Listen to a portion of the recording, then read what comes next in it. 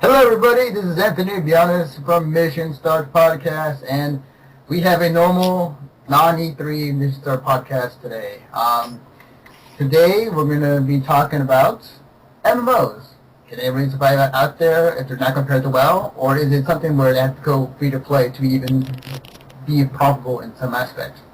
So, what I brought with me today are three people that I know. One of which is specialists. Nathan is a specialist in MMOs. That's why he's on here today. Hi. Yo, Nathan, I know you have a website. So where do you come from? Where do I come from? Yeah. I come from the gaming world. I don't know. I come. You come from. You come from the earth. Yeah, exactly. We come from the same place where you come, gaming and computers and all that stuff. Oh, okay. Awesome.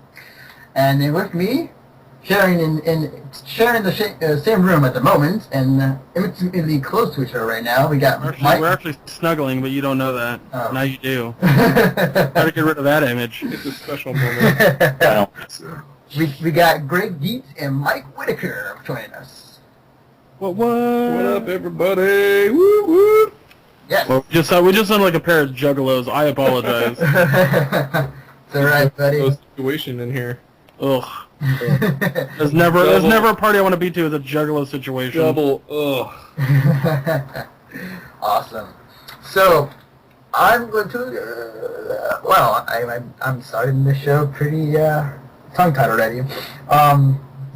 So, what you guys been up to? I'll start with Nate. Everything that's been the usual as last time I was here, which is practically long time ago. Yeah, exactly. Conventions, anime, gaming, all that stuff. Right. That's cool. I mean, like, for listeners who don't know, like, Nate used to work with us a very long time ago in the heydays of MSP when it was, like, in beginning stages of it.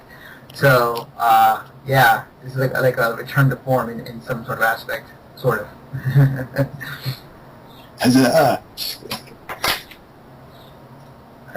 Yes? Good. No. Yes. Oh, wait, you're going to say something? No. Oh, okay. Okay. So, they're like the game you're playing right now, like, what's that about? It's just a basic MMO. We'll talk about that later. Okay. Alright. Cool. Alright, so, Greg, go ahead. A lot of masturbation is what I've been up to. Oh. I mean, just copious amounts. No, I'm joking. I just finished eating lunch too. And he just finished plastering the walls. Multitasking. And by walls, he means his back. Alright, I'm done being gross for the moment. I haven't been up to much. I've been slowly but surely doing the co-op campaign to Ghost Recon Future Soldier, which is a blast. Nice. I have a really hard time with stealthy games, so that's why I didn't play any of the Ghost Recon games in the past. Because I get to a stealthy part and I get really panicky and then just start shooting, and the game's like, oh, you shot the wrong person, or you were sighted, nope, you can't do any more. So what's great about Future Soldier co-op is that the friend that I'm doing it with, he plays co-op game, or he plays, sorry, apparently I had to compose myself. He plays a lot of stealth games, so he has no problem doing stealth stuff. So I'll follow his lead. He'll be like, all right, crouch down, go. Because what's cool about the game is it has this thing called active camo. Mm-hmm. And so when you crouch or go prone, it covers you. What's interesting about active camo is it's basically in sand or snow, you're virtually invisible. In urban areas, you're somewhat invisible. And I say that because the way that the active camo works, like the way that the technology is being worked now, is that there are little tiny cameras positioned around your body. And they take images, and on the opposite side of you, they try to put the, what the camera sees on the opposite side. So that way, you're virtually invisible. But the problem with it is that, or the problem with it at all, is that if someone's really close to you, they can see you like crystal clear. But from a distance, you look like the scenery. Interesting. So, I've got a question about that game. what's up? It's in beta right now, right? Ghost Recon? Or Future Soldier? Yeah. Yeah. Future No, it's No, out. it's out. Yeah, it's full on out. Are there any pretty open bugs? Are there a fair amount of bugs in that game? With the campaign, no, but with the multiplayer, yeah. There's a lot of moments where your character won't look around a corner, or when he does, like you'll tell him to go throw a grenade, and the game is designed to where if you click the right thumbstick in, the camera position will change so that way your character, because it's all third person, so your character's on the far right of the screen or the far left. The problem is that if you are behind cover, sometimes the camera is like your guy. Okay, so let's say you're in cover and your guy's looking to the left side. Well, the camera will have your character to the far right, which is making a little tiny sliver of space where you can see. And then you'll try to click the thumbstick, but it won't go. And then you'll try to throw a grenade, but he throws it like at the wall, right next to you. Like stuff like that bothers me a little bit, but it doesn't happen so often that it's not fun. There's also really strange ghost moments, as I like to call it, where like a character died on a staircase. I was running down the stairs. All of a sudden, his body pops up in front of me with his arms straight out, like he's like a character model all of a sudden, and then pops down. It was literally a split second, but it scared me to where I almost pooped my pants. Okay. So things like that happen, but there's nothing game-breaking. I see. Okay. Interesting. But the what's really cool about the campaign is that you'll do about half of the mission is stealth, and then the other half is all action. And you'll also get notifications where like being stealth can you can lose the mission if you're not stealthy, and then all of a sudden some probably like you don't have to be stealthy anymore. Go ahead and shoot everybody. Be visible. Which I'm like fucking sweet. Finally, like I'm totally happy when those moments happen because I'm just so bad at stealth stuff.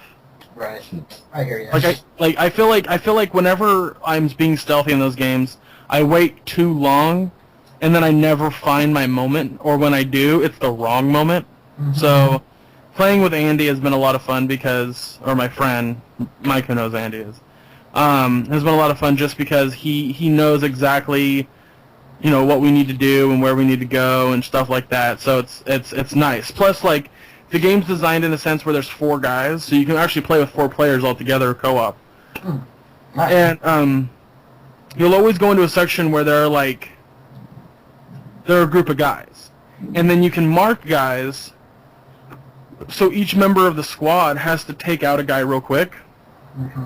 And when you're playing with computers, when you mark 4 guys, let's say, and then you take one target, your computer AIs will take the other 3, and then when you fire, they fire. Okay. They take all 4 out at the same time. That's pretty cool. Yeah, so stuff like that's really, really nifty. I'd say my only issue with it is the story is boring. I mean, aside from I think Splinter Cell, but even then, that was getting a little boring. Whenever has a Tom Clancy game ever been interesting? Like really, story wise. Yeah, I mean, Splinter Cell's the only one that even has a remotely good story. But for the most part, like the Ghost Recon games are all about the gameplay. Pretty much, yeah. They're all about the gameplay. Also, the thing about like the multiplayer is that there is no such thing as like team deathmatch or Slayer. There's nothing like that. It's every game type is objective. So there's I can't remember what it's called. I want to say Conquest, but the idea is it can be 12 on 12, or is it 12 on 12 or 8 on 8? I think it's 8 on 8. I could be wrong. It doesn't really matter. 12 on 12 seems like a lot of people. It might be 12 on 12, but I don't remember. I could be. It doesn't really matter. Squads of guys go in. Team A or Team B has an objective, and each objective is in one location. And the reason that they do it is to force players to that one spot. so that way the action never stops. You're either defending or you have to capture a spot, and it's usually like and the spot usually has consequences. So if you don't capture it, it could be an EMP, or it could be a tactical what's it like where it gives information about where locations of people are. Like all of a sudden a drone will pop up in the air if you don't take out this little location. Right. So shit like that, like that's really cool to me that you would have consequences. And there's some other game modes where it's like carry, like there's basically capture the flag, but it's you have to carry a thing like a backpack full of information or something from one location to the other. There's another game type which we didn't even check out because it just seemed like something we didn't want to play, but I don't remember what it was. But the leveling up system is probably a gripe of mine just because it's really slow. Really slow. In multiplayer or in multiplayer? Oh, okay. Well, in single player, the way that they do it is the first time you play the mission, you're pretty much forced to use the guns that they give you. And then when you go play it again, like, because Andy's playing it a second time, he is able to choose what kind of ammo he wants, change the scope. That is one really cool thing about the game, is when you pick your gun, you go into a menu where it basically takes apart your gun and all the pieces are floating. Oh, yeah, I remember seeing that at E3, I think it was last year? Yeah, where they had that demo where they were showing off, like, if you had Connect, you can disassemble the gun and you can, like, manipulate it. Yeah. Basically, if you have a Connect, you can play with the guns, like messing with each piece of the gun in that game, as if you're fucking from Minority Report. I was like, if you have a controller though, it just kind of takes apart the gun, and you can choose each piece of the gun. So you can mess with the type of trigger, the gas chamber on which the gun fires, the barrel, the optics, the stock of the gun, the color of the gun. Like, you can mess with everything. Nice. The type of ammo, what kind of clips you have. Like, it's insane. Nice. That's really cool. However, leveling that stuff up and unlocking it is a pain in the ass. Because you level up really slow. So you're forced to play with the same shitty gun over and over until you can finally get points to unlock pieces of your gun, or you just unlock pieces of your gun. Oh, okay. So, I think every time you play a match, though, you do get a token, and a token will allow you to like purchase. Like, the pieces don't have denomination values; they're just like one token unlocks this thing. So, by the time you hit level like 12 out of 50, you're good. You're gonna have like whatever you want on your particular gun. But again, the problem is that level 20 unlocks like 3 guns, and then level 32 unlocks more guns. I've been playing this game for a week now, and I'm level 15. So it's really hard to level up. But it's fun. It's a lot of fun. Sweet. Difficult, but it's a lot of fun. What is it up for right now? PC, PS3, and 360. Oh shit! I should cover that PC version. Hell yeah! One problem is, though, and I will say this, is that a lot of companies are doing this. I think we've discussed this on past episodes, or a past episode. But Ubisoft is forcing you to buy the game. Because if you don't, you have to basically pay $10 for a code, or if you buy the game, you have the code in the game. Okay, gotcha. So I rented it and purchased the code, but right. Cool. I don't know if anyone else wants to do that. So that's about all I've been up to. Cool. Mike, what have you been up to? Mostly just watching a lot of stuff.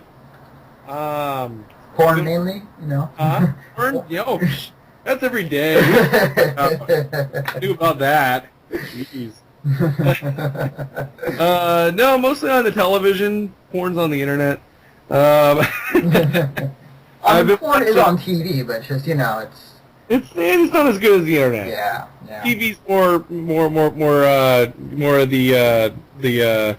the double X. The HBO version, yeah. Yeah. And the softcore stuff's not as good as the hardcore. Let's put it that way. Yeah. No, I've been watching a lot of Dead Man Wonderland. Oh my God, yes. Okay. Yeah. Yes. That, and I also watched the 7th season premiere of Futurama last night. As did I. Awesome. Oh shit, I didn't even know they did the 7th season. Oh. Yeah, it's on Comedy Central now, and it's It's in its 7th season now. Talk briefly about that. They had their season premiere last night, which would be what's today? Wednesday, Tuesday, Thursday. Thursday, yeah. Wednesday. It was Wednesday night last night, and they did a 2-episode season premiere. So it was basically 1 hour season premiere, but 2 episodes. I'll just talk real quick about what I liked about it. The first episode was pretty awesome because they did like an Avengers Assembled kind of thing. Oh, no way. Professor Farnsworth sends out like a bat signal over New York City, and he's like, Planet Express team, come together or assemble in a certain way, and so like everybody all around New York, Zoidberg and Fry and Leela, Fry and Leela are being attacked by like this giant spider. space spider. Yeah. And they're in their ship. They're in the Planet Express ship, and Fry was like, "Professor needs us," and she's like, and Leto's like, "Oh, but we're getting attacked by an arachnid right now," and it's like, "That doesn't matter. We need to go anyway." It's just hella funny. It was an awesome moment, and this giant spider's tearing us apart. We don't have time for that. The professor needs us. Thanks, Greg. I don't remember the exacts, but that's why I have Greg here. But it was just hilarious because it's just a little homage to the Avengers assembling, so I thought that was pretty awesome. And then the episode was where the whole big point of them assembling was because Professor Farnsworth wants to reveal a new soda machine for the break room in their at Planet Express. And so this new soda machine is voiced by Wanda Sykes. Oh, that was Wanda Sykes? Yeah. No, I didn't really. Yeah. The soda machine is voiced by Wanda Sykes. So she has, the black attitude. And it sparks the interest of Bender because she's a bot machine and Bender's a robot, obviously. And let's just say they get together and have a child. Robots having children. They have a little baby. I like how you said that like, let's just nonchalantly say with the total plot of the entire episode. Well, they have a child, and hilarity ensues, and you learn about how robots have kids in the future and how that's possible. I love it. And they even have a moment where Bender goes to this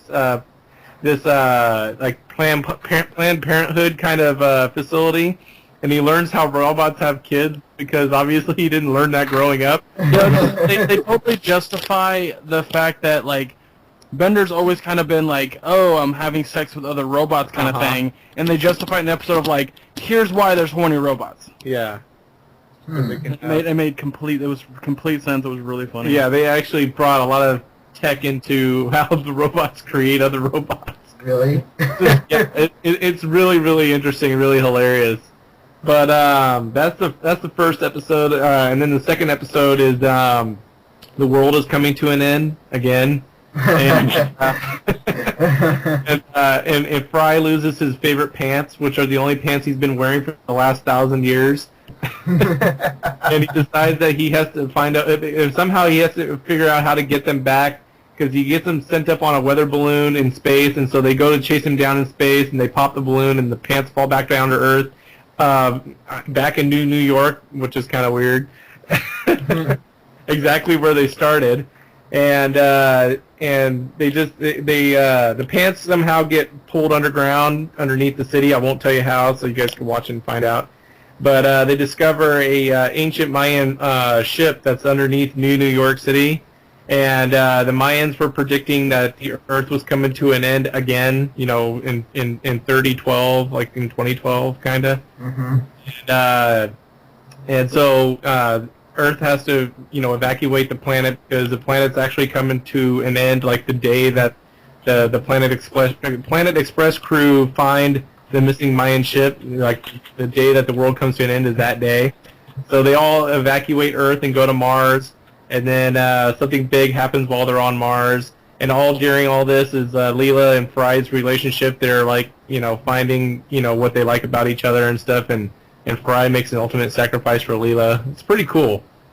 It's It's an episode I want you guys to see. I'm not going to try to give anything away on this one. The first one not so much, but definitely the second one. Yeah, shut up. I will definitely. This episode was basically that. Bender having a kid. There's nothing to surprise you about. That's the whole episode. But there's still other funny moments in it, so check it out anyways. So anyways, that was the season premiere of Futurama, which is pretty awesome, on Comedy Central every Wednesday at 10, so I would suggest you guys check that out. He's like a goddamn commercial. We're here to do. We're talking about things, Greg. You can watch it on Comedy Central at 70.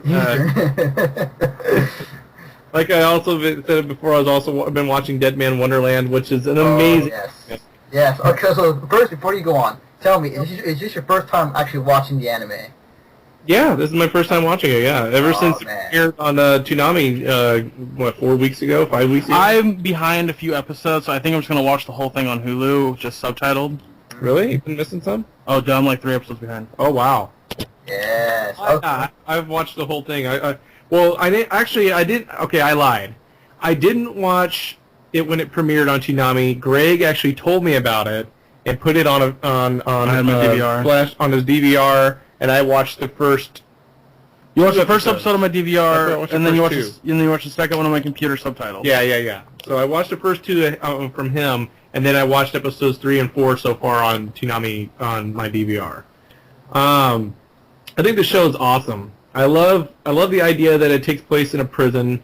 I love the idea that like they're all death row inmates, and it's a theme park. I love that. I love it as a theme park. How people, the inmates work in this wonderland, which they call it, Dead Man Wonderland. They work in this wonderland as theme park employees. They work for credits so that they can buy candy because they need that candy to live. And if they don't have any candy, like within 3 days, they die. Because they have those collars on their neck. Yeah, I was gonna say whatever you say. Keep in mind, I've only seen the first 2 episodes. Okay.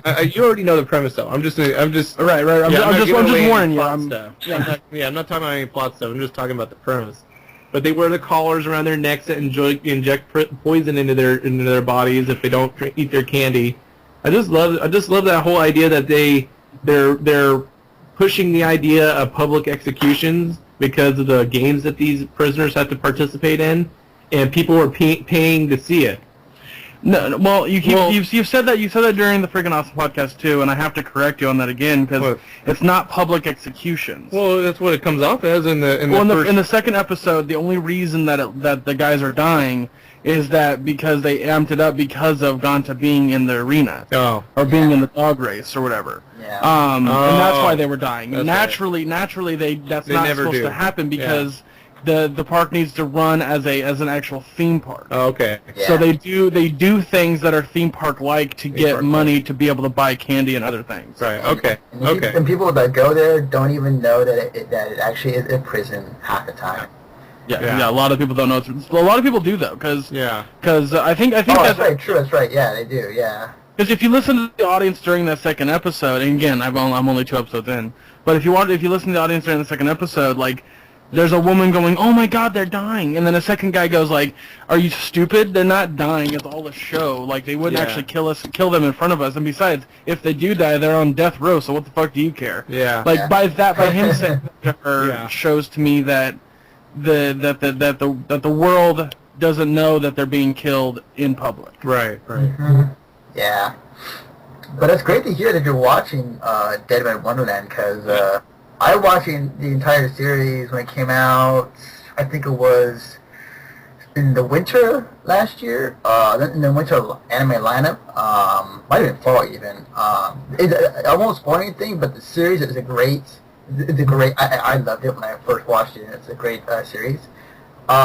So when you watched like the first episode on a DVR and on Toonami, and then you watch like episode 2 and 3 subbed online, what do you think of like some of the translations that they're doing from subbed onto dubbed? You mean what I've seen on TV and stuff? Yeah, like what? Because real quick, in my opinion, is that normally like I would rather have sub for most of the animes I watch. But in the case of Dead Wonderland, I really love the fact that the translation or the words they normally use in Japanese use very unique and different words for the English version. Like it's awesome. It's comedically great, and it's very it sets the tone as far as like for what type of place like Dead Wonderland really is. Yeah, how different is it actually? Like, yeah, that's what I'm saying. I mean, because in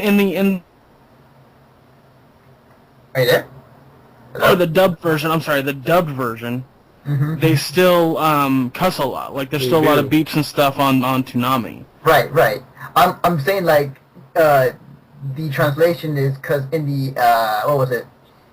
In the sub, the word that when you're reading the subtitle subtext, can't talk. They do curse, but it wasn't to that extent, or it wasn't as often as it would in dub. Unless I'm completely blanking on that if I'm wrong, but. The dub, like the choice of words they use for some of the translations, are like just awesome. I can't complain of it. It's really cool. Like I really like how, the thing that they would curse in Dead Wonderland sub is like it's the same meaning but in different words chosen. Okay, that's okay. So you're saying you liked both a lot, is what you're getting. Oh yeah, definitely. I mean, I like subtitles too, and I like I have no problem watching any kind of anime and subtitles also. But I feel like Dead Man Wonderland is great and dubbed. I feel like the messages getting across in English, like the characters, their dialogue and their characters are coming on. Yeah, every character is coming across perfectly for me in English dubbed. And I'm enjoying it just as thoroughly as if I was watching it in subtitles. Awesome. Yeah, it's a great show. Yes. Oh man, you're gonna enjoy this series. It's really. Yeah, there's a lot of stuff that is just like, there's a lot of stuff I'm just like puzzling myself on right now because there's so many questions and no answers to certain things. Yeah. I think I'm just gonna watch the whole series on Hulu, subtitled, and then like, just because and then just watch it live when it comes on. Oh yeah, definitely. Sweetness, awesome, Mike. So for what I've been up to, as you may have noticed, I kind of been pretty busy as of late, working on the websites, trying to make it look better, adding things here and there, testing out our new Twitch channel we just put up. So I've been doing that, but like you, Mike, I have been watching Toonami specifically for Dead Man Wonderland because the anime is pretty awesome, and I'm doing my part in society to support Toonami by tuning in. Good. But I mean, I have not done much in the realm of like gaming. I have been watching anime though, so I mean, there's that. But nothing really big until like I will say that the game I am going to play, like I think today or tomorrow, and I'm going to stream this on our Twitch channel, is that I'm going to be playing Alan Wake's American Nightmare. And that game, because I'm really excited, because I love Alan Wake. Like, I really love that game. And when I heard, like, there was, like, a kind of like a semi-sequel coming out for it, like, I was all over it. So, I cannot wait to play it. I mean, the American Nightmare is basically like a semi-sequel to Alan Wake, where the main character, Alan Wake, is stuck in the, what was it? Like, he's stuck in this kind of realm where, like, he needs to get out of, and, like, he's fighting himself, called Mr. Scratch. And it's more of an action-oriented game. Like, if you take, like, Left 4 Dead, and then you put in, like, some, puzzle elements, almost like Zelda-ish type of deal, where you gotta figure some things out. We kind of get what Alan Wake's American Nightmare is, but yeah, I mean, I cannot wait to play it.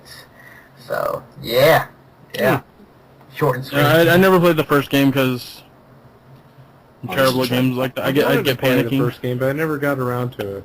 Mm-hmm. Alan Wake's a really good game. I mean, the thing is, though, I have to say, though, the game is that it's a game where the story you have to kind of really pay attention to what's going on, or else some things might go over your head. Like when I first beat it, like I went straight to the forums just to figure out what the hell the ending meant, and like there's so many theories as far as like what it was. But it's a good game. Like yeah, I would really recommend you guys go check it out when you get the chance. Cool question before we end the segment. I got a question for you. I recently finished the entire series of Full Metal Alchemist Brotherhood. Oh, okay. And I was wondering, did you ever see that one? It's on my list of many things to finish. I've seen like the first couple episodes of Brotherhood, but I haven't really watched the entire series yet. It's crazy because episode 2 till about 11 is the same as the original series. Yeah, I say 2 to 11 because episode 1 never happened in the original series, and then after 11 it goes its own completely different route. Right, because originally I think what it was like the original FMA, when that was started, it was like it was based around the source material for a good, I think, first 4, 5, 7 episodes, maybe longer than that. Oh, it was the first 20. Oh, the first 12? Okay. And then they went off and did their own... It was the first 20. Oh, first 20. Oh, okay. Yeah. And after that, they went off and did their own thing.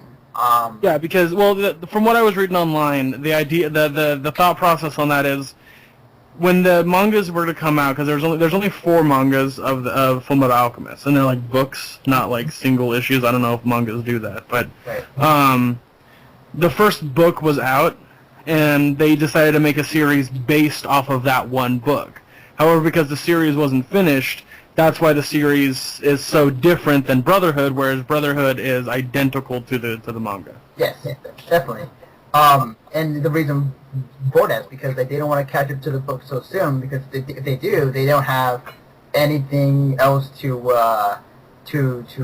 make afterwards, episode-wise. This happened with Rurouni Kenshin, like when that came out, and everybody loved it, but the problem is that the reason why it was canceled because they caught up to the book so quickly that they couldn't make another book in time for another episode. It would have been delayed for a long time. That's the same problem that I see happening with Game of Thrones. If George R. Martin, anyway, it doesn't matter. It's George R. Martin. It's 2 R's. If he doesn't finish book 5 or 6 and 7 here real soon, or at least get to 6 as soon as possible, the show's going to catch up. I think that the producers making season 3 the first half of book 3 and then season 4 the second half of book 3 is a really smart idea. Because that's elongating the series and making it so that way the series, by the time it ends with book 7 will actually be finished. So, but yeah, it's definitely like when you make a show based on something where the source material is not finished, you kind of walk that fine line of how much do you actually do, like. Right. So I completely understand why they did what they did. Definitely. And the funny thing I will say about Brotherhood is that I like how, like, and this might be a minor spoiler, but like people who've seen FMA already know this, and it's kind of universally already known. When Mace Hughes died, like, it came so fast early in the series. I was like, damn. Yeah. Like they really killed. Like they really went to that point already. Like, what was it, like the first 5 episodes? I think it was. It's like 7 or 8 or something like that. It's really, really early on. Yeah, I was like, damn, because that was such a pivotal moment in the original FMA series. Wasn't like much later on. Dude, up until the last couple episodes, it's still mentioned. Like Roy Mustang is still, like there's a scene at the end where he's pointing a gun, like, and I'm not joking, it's seriously like the 4th to last episode. He's pointing a gun at Envy. Yeah, Envy. And he's like, did you kill Mace Hughes. Mace Hughes, thank you. I can't think of his name. Did you kill Mace Hughes? Or he just says Hughes. Did you kill Hughes? And then that's when Envy turns into Hughes' wife and starts laughing. Oh. So like, fucked up shit. that's mentioned all the way through the series. Like, his death did trigger a lot of shit. So And it did in the original series, and it does in this one. Yeah. So I just think if someone were to watch Brotherhood without seeing the original first, that death might not impact it like it did us. No. I mean, I would say that the death in the original FMA, like at the funeral, was like, man, that shit was very emotional. I like to put it. Like, it made a lot of people very emotional, like with that episode. So. Well, I still teared up when I watched the Brotherhood because, like, I guess it either had residual effects on me in the sense that, like, because of how much it impacted me in the original series, like, it had that impact on me now. Mm-hmm. I think what did it for me was, like, when his daughter was crying, asking questions. Why are they burying Daddy? Yeah, that shit was, oh man, that shit was hard. Still hard. Damn, yeah. You can't watch that with a straight face and, like, tear up or get emotional. But, yeah, I definitely should get to watching Brotherhood. There's 1 through 39 are on Netflix dubbed, but Funimation has all 64 episodes subtitled on YouTube. Sweet. Awesome. So I watched the first 1 through 39 on Netflix and then the last on YouTube, so. Awesome. Yeah, I'll probably do the same. Just because it's there on my Xbox and it's convenient. Yeah. But anyways, thanks Greg. Thanks Mike. Thanks Nate. So we're going to take a short break, and when we come back, we'll go into our main discussion about MMOs. Can they survive out there without being compared to WoW, or is free-to-play really something that they really need to do? Alright, we will be right back. And we are back. Alright, we are set, we have our waters, we are relaxed, we're in our respective homes, and now for our main discussion. So, the reason why I brought Nate here today is because, as far as MMOs out there, there's been a recent trend in MMOs that they've gone free to play when they come out, I think, within the past year or within the last several years. Especially big name ones that come out and then don't do too well off the subscription base and have to go free to play in order to make some more revenue than they originally did. So my question is out there for you guys, and any of you can pick this up. As far as MMOs today, is it more profitable to go free to play than it is to go with the classic subscription base? Well, I think it's this is my opinion. I think it's a last resort thing for if they're for the pay-to-play games. Like, for example, you know how Steam, on the Steam games, I think the most recent game that went free-to-play was Lord of the Rings Online.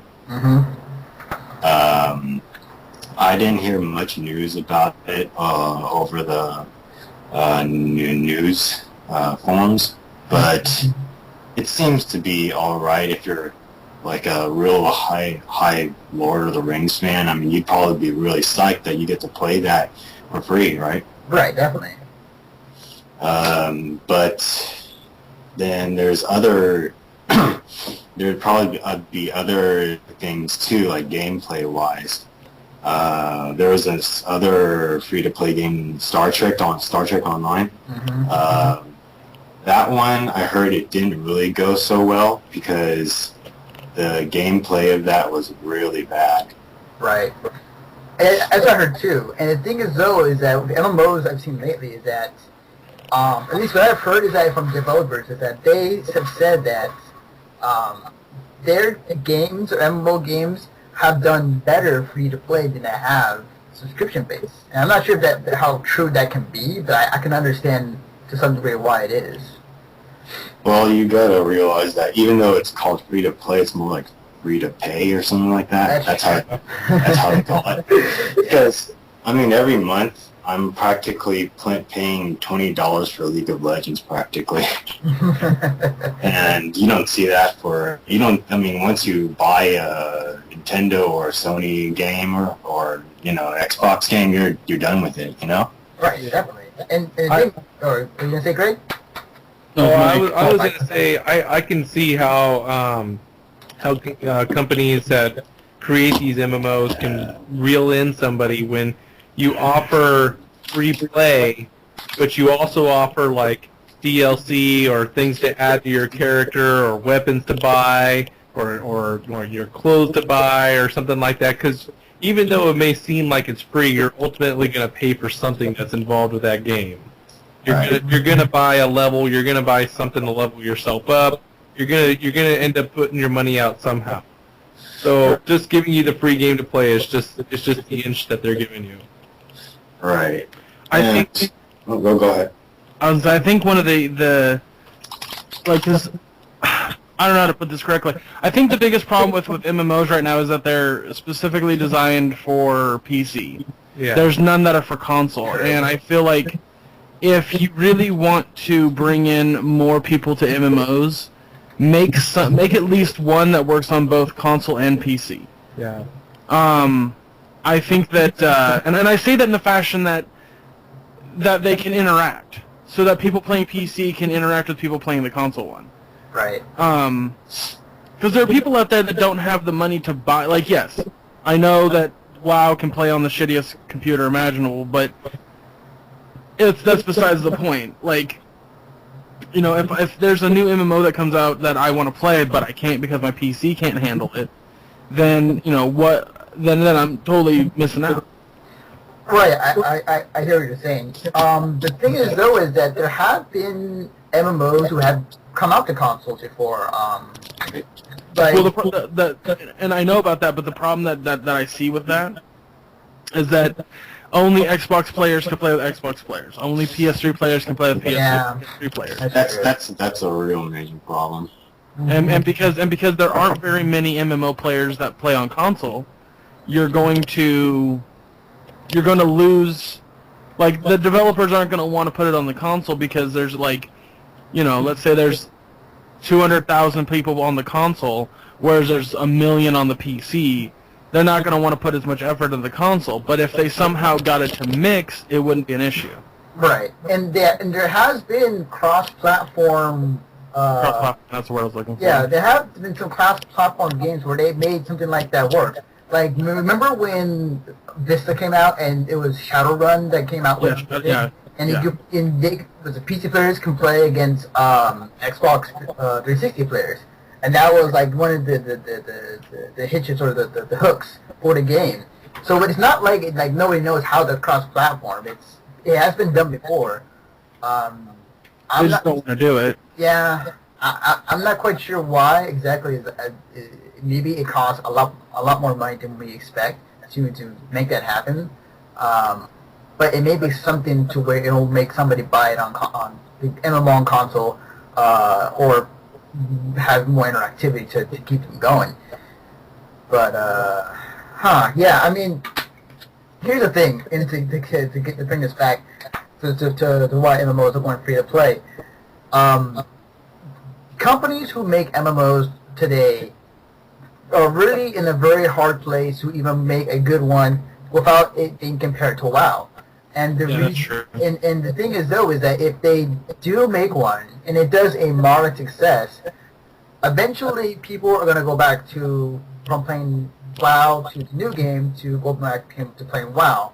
And the MMO that everyone was saying like it's going to be the new WoW. And this is completely better. It does everything that WoW doesn't do.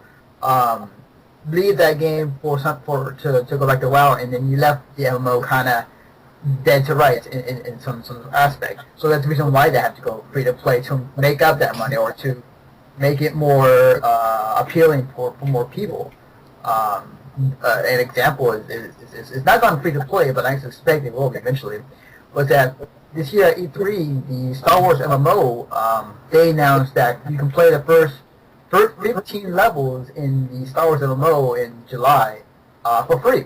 And then from there on... Are they doing that because they feel like they're not getting enough people playing the game right now? I would assume so. I mean, if they didn't, like, if they felt that they were perfectly fine and they were making financial money, why would they do something like this in the first place? I believe it's a promotion. You think it's a promotion thing? Yeah, to just pull more players in. I mean, they probably got enough players in the game to pull it off. Yeah, I mean, it depends who you talk to.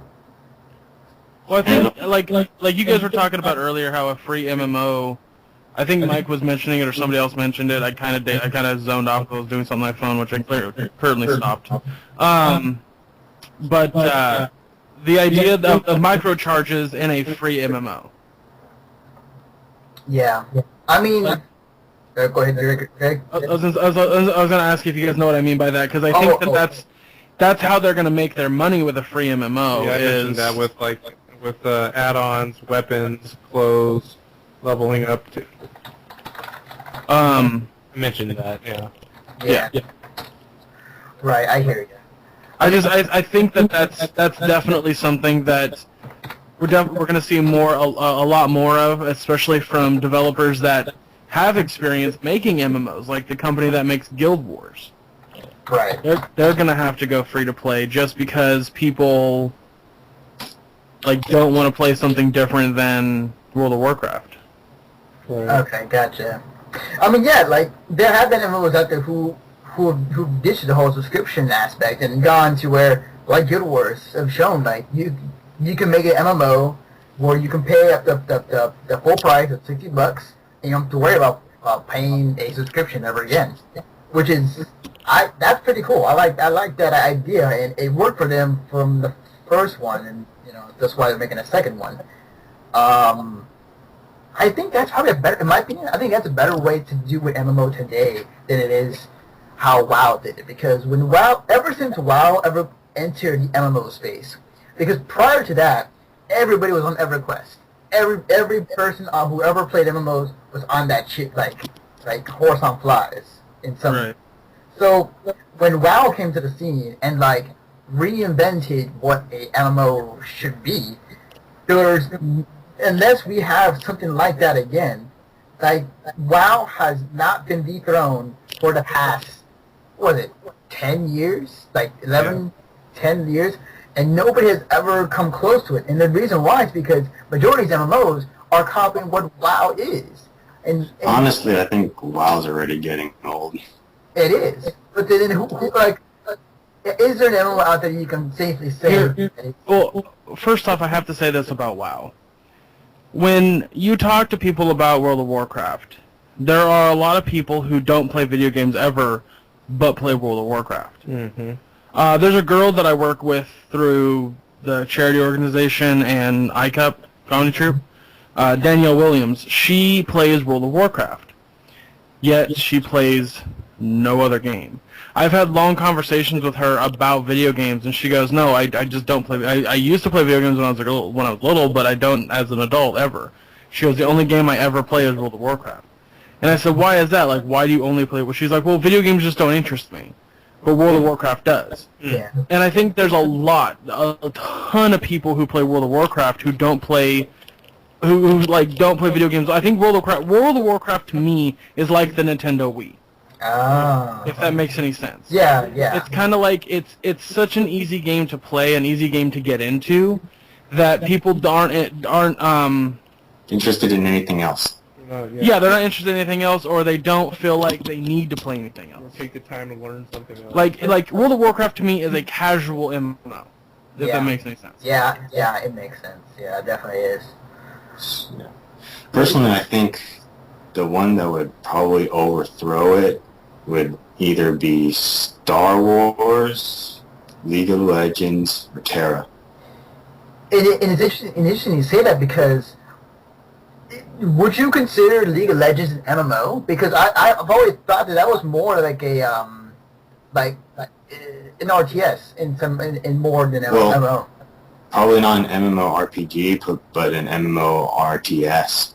Oh, I see.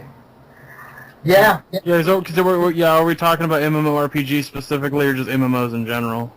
Just MMOs in general, and then I'm talking about World of Warcraft and what was it?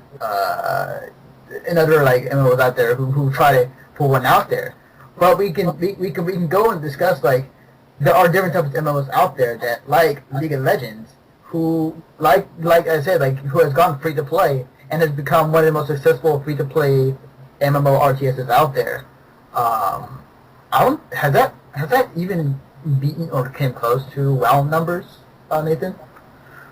I'm not entirely sure, but I forgot which under what category, but I forgot where I heard it, but I think League of Legends beat World of Warcraft either in population or in price.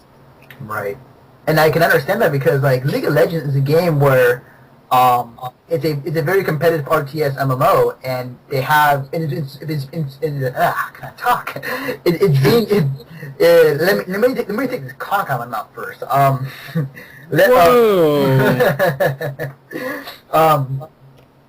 was saying like League of Legends, like they have shown like a free to play model works, but it is being supported competitively through MLG, through these other circuits, to where there's a big esports team behind it.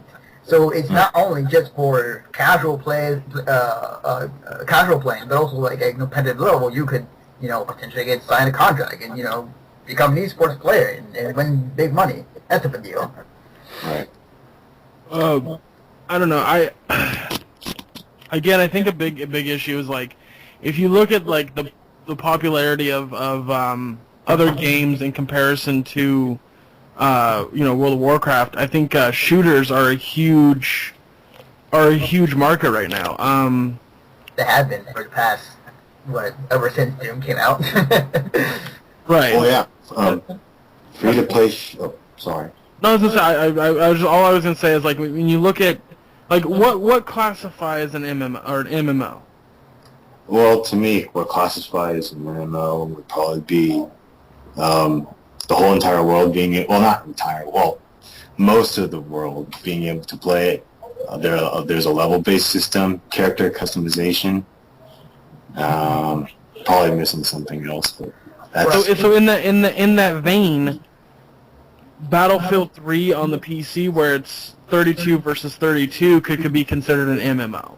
True. If you want to be, yeah, true. If you want to go that big with it, yeah, it can definitely be considered.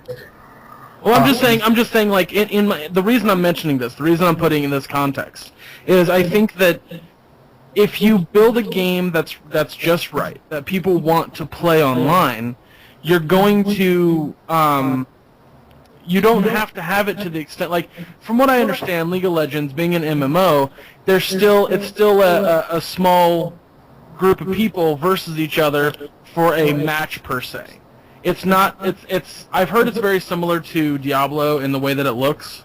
Mm-hmm. Like it's top down, maybe a little bit more cartoony. It's made by the creators of Dota. Oh yeah. Oh, okay. Yeah. Dota 2's coming out too. Yeah, that's true too. But like, how would you guys feel if they made? Because okay, let me ask you this. I think this is awesome. Have you guys heard of the Arma 2 mod that came out called DayZ? Yes. I heard. Yeah. What about you, Nathan? No, I haven't. Okay. Arma 2 is a third-person army shooter that somebody modded, and they basically took the giant world or the giant piece of land that Arma 2 takes place on, combined it all into one, and then somehow designed it to sprinkle pieces of like just ammo or guns or water or food or just other shit in the world, and basically made a realistic zombie game where any other human that you come in contact with is a player, is a real life human being. And anytime you come in contact with them, they can be nice, they can be cool, or they can totally like fuck you over and be a realistic asshole. And I say realistic in the sense that if you want to see more about the game, there's a really good informational video that Rooster Teeth put out. It's like 15 minutes long, but they did a really good job at explaining it. But I've seen stuff before that too. Yeah. But like, let's say you go into a server by yourself, and the server says there's like 200 some odd people, and but it looks barren. Everything looks barren because the land is just so big. If you come into an area and there's another human, they can totally just shoot and kill you and take all your stuff. Mm-hmm. Like, there's no consequence for killing somebody else except moral consequence in your brain. And Bernie, the guy that was showing the video, was talking about how he walked into a village and two guys pointed their guns at him and then typed into the computer, "Put down or drop all your stuff, or we'll kill you." So he drops all his stuff, but then they still killed him. The other great thing is it's not a situation where when you die you like respawn with all your stuff. No, you have to enter the server again or another server from scratch. You literally, like, when you die, it's permanent. So, and I say that in the vein that, like, Dota was made basically in the same idea. I don't remember what game Dota was made off of or a mod of. But yeah, Dota was more off the Warcraft 3. Okay, that's right. But I think that, like, something in that idea where it is a shooter being an MMO could be a great way to bring in more people.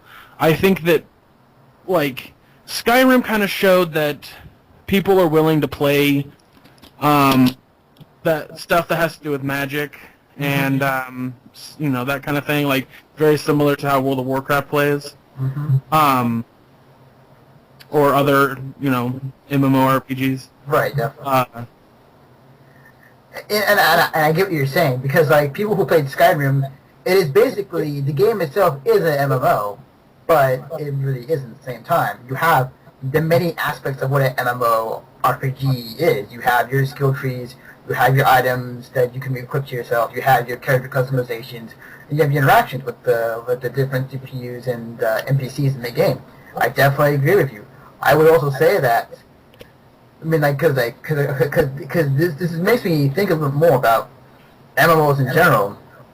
Would an MMO be better off as a single-player MMO than it is a multiplayer? Because I can name off a few games where I felt like it really felt like an MMO, but it was single-player and I enjoyed it, like Fallout 3, Borderlands, Skyrim. Like, these games have very MMO aspects, but they're not subscription-based, or they're not interactivity with other people in the world. So just out of curiosity, like, do you think it maybe has a better idea for company to use than maybe going the MMO route? Well, those examples that you gave were actually really good examples of what should have been MMOs, and that's probably the reason why Bethesda is trying to make an MMO. I think it's going to be a free-to-play one, I think, actually, as well. Yeah, the full MMO. Yeah. Yeah.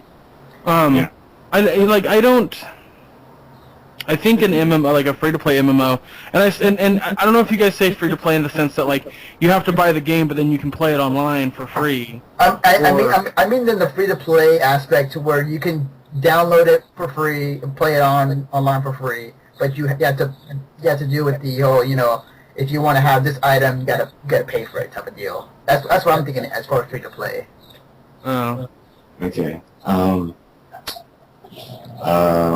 Well, the ones that you say just sounded fine to me, but the ones that shouldn't have been would probably be the ones where you feel like you feel like you don't need to do anything with a team. Mm-hmm. And probably the ones where everything is just feels like the community is all messed up. Yeah. And if you actually you get that in certain half of the MMOs you'll encounter. That's true. Yeah. Well, the only thing that I'm really trying to get at here, the thing that I'm driving towards, is that money talks. Yeah. And isn't that like a theme for every other podcast we've done so far? It's like money talks to everything. That's not just in MMOs. That's just in everyday life. Right. Yeah. That's with everything. But with MMOs specifically, because that's the discussion. Yeah. Right. I think that that clearly money is talking right now with World of Warcraft over anything else. Mm-hmm. And a lot of these developers, I know that they want an MMO that works for them. And they hope that other people will enjoy it too. But I think the reason, again, that WoW is doing so well or does so well is because they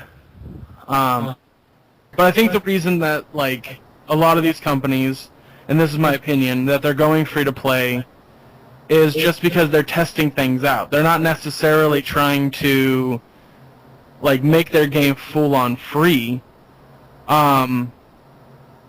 in the long run. They're just trying to like, it's almost like a beta test is why they're free-to-play. I feel like that's why they're doing the free-to-play. Because realistically, let's be honest, if Terra, the makers of Terra, thought at all that it could be like the next WoW, they wouldn't have made it free-to-play.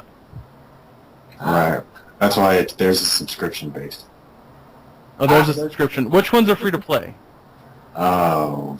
Tons. I mean, like, there are tons of MMOs out there who are free to play. In Terra's case, it is a subscription based, but there has been rumors saying that it will eventually go free to play because of it's not performing as well as they.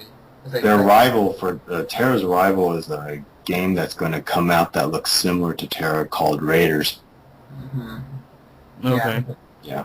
I just think that, like, all the free-to-play MMOs are only exist in that fashion because if the developer thought at all that it could make the World of Warcraft money, they wouldn't have made it free-to-play. That's true. Like, the only reason that DICE or EA releases the free-to-play Battlefield is because they know that Battlefield 3 has made way more money than it should have. That's a good point. Or like the upcoming Ubisoft one, Ghost Recon Online. Oh yes, I Yeah. forgot about that. Yeah. It looks really good. Yeah, it's just, but that's the point that I make is that, like, when I say money talks, like, money talks in that fashion too. You know, it whenever somebody, you know, releases something for free or like right now, EA has released 3 DLCs or 2 DLCs, three or 2. I don't remember. But every DLC that they've released for Mass Effect 3 has been free except for the day one, and that's because there's 2 reasons behind that. There are pissed off fans, and they know that when that DLC comes out for the ending, that they're going to have people pay for that. Oh yeah. A lot of people are going to buy. Does it sound a little dirty though? I mean, like the people who bought the game and like, well, I mean, doesn't it feel kind of dirty that BioWare is kind of doing that? Of course it does, but These fans should just be happy with what they got. Yeah.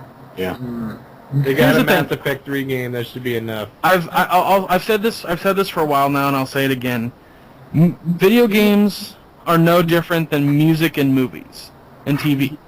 If you look at how long, you know, movies and music and TV has been around, it's evolved over the years. It's gotten different, it's gotten better, things have happened with it. Video gaming is still relatively young compared to those other 3.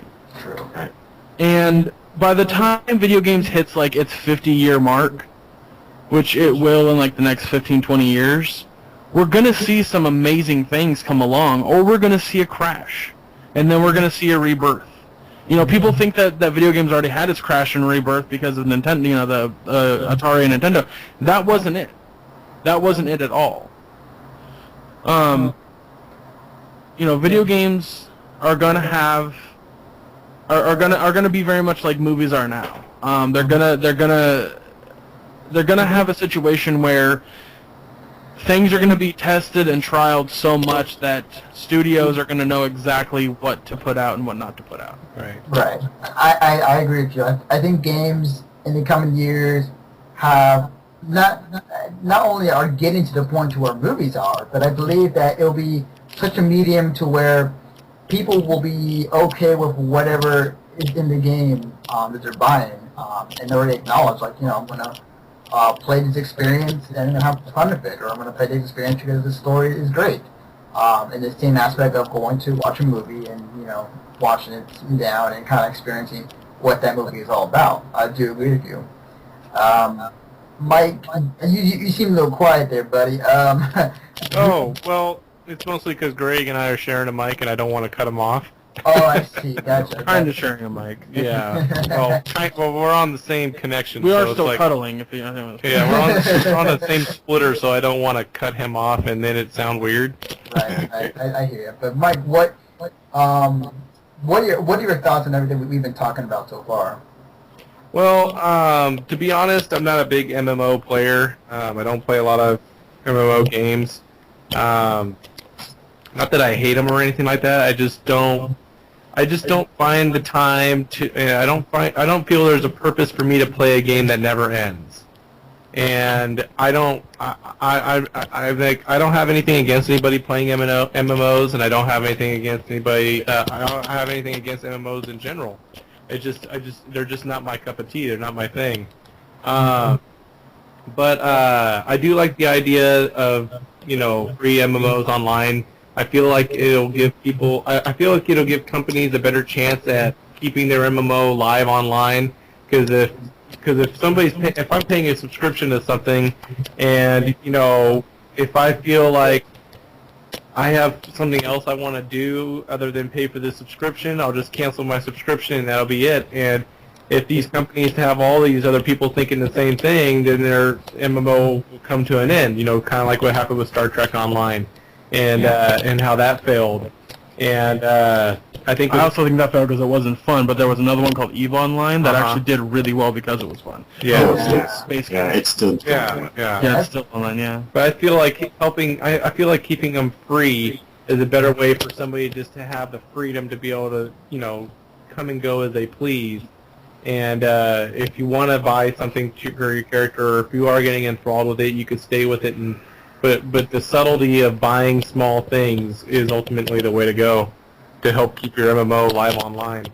Right. And I definitely agree with you.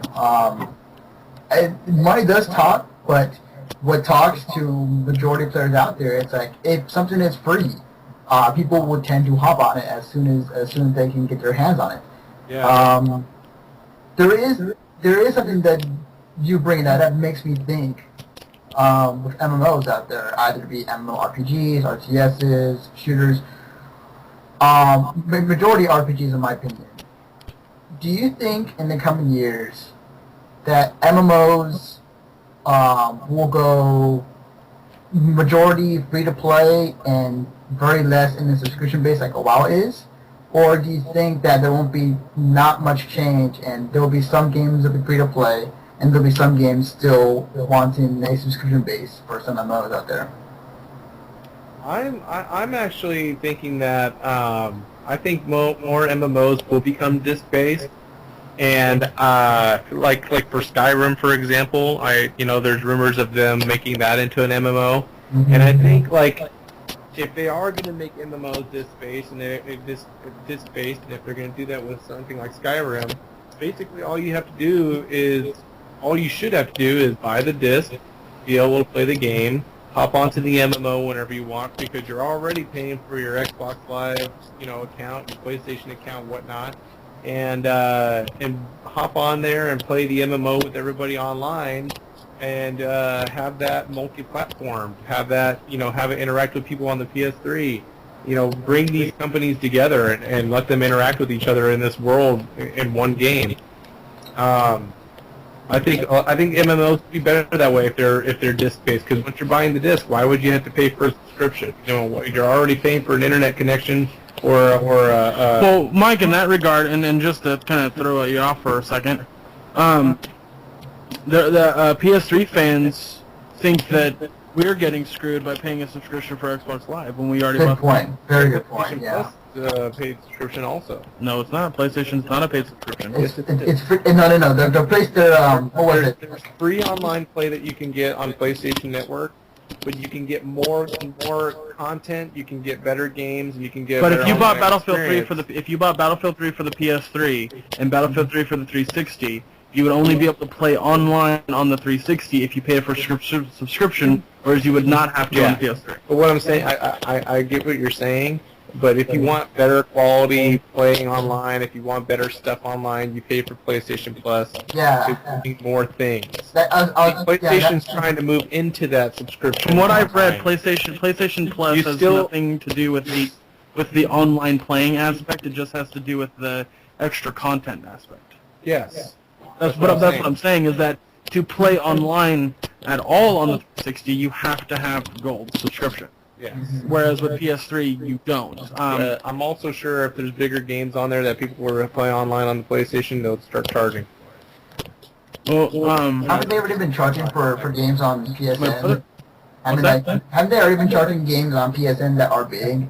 Like, I mean, excluding the PS1 classics and the PSN games, but like, you know, My brother-in-law Mike, he plays Modern Warfare 3 almost every single day, and he's still able to play it online without having to pay anything. Mhm. So I know for a fact that you don't have to pay a subscription on the PS3 to play games online. Right. Isn't it? I mean, it's funny that you mention it. It's funny that if you were asked a gamer 10 years ago and say that you can pay $50 a year for an online subscription and you'll be playing that more than a free server on a console, that gamer would like say you'd be crazy. There's no way that will ever happen. So it's kind of funny how today we are very accepting as far as like paying a service for us to play games online for free when a console or when a PC lets us play on it for free. Yeah. Like my Xbox yearly subscription comes out of my account every year, every once a year. And I don't even look twice at it. Like it just happens. Like I don't even think about it. Like I don't care. As long as my Xbox is still connecting online and I'm still playing my games, I'm fine with that.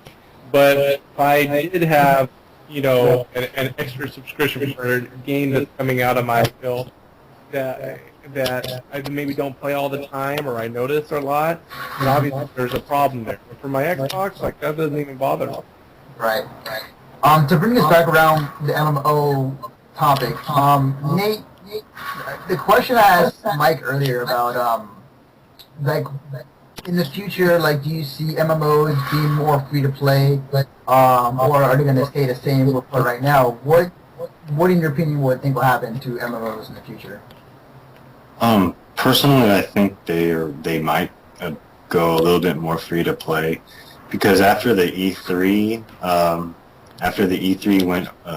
was finished, I saw an MMO video, a news video, and I heard news that the company Crytek was going to devote their future projects all to free-to-play games.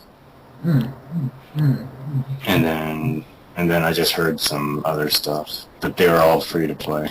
Do you think that graphically, like free-to-play MMOs that look like a AAA title graphic-wise will compel more players to go free-to-play or play? Well, do you like graphics?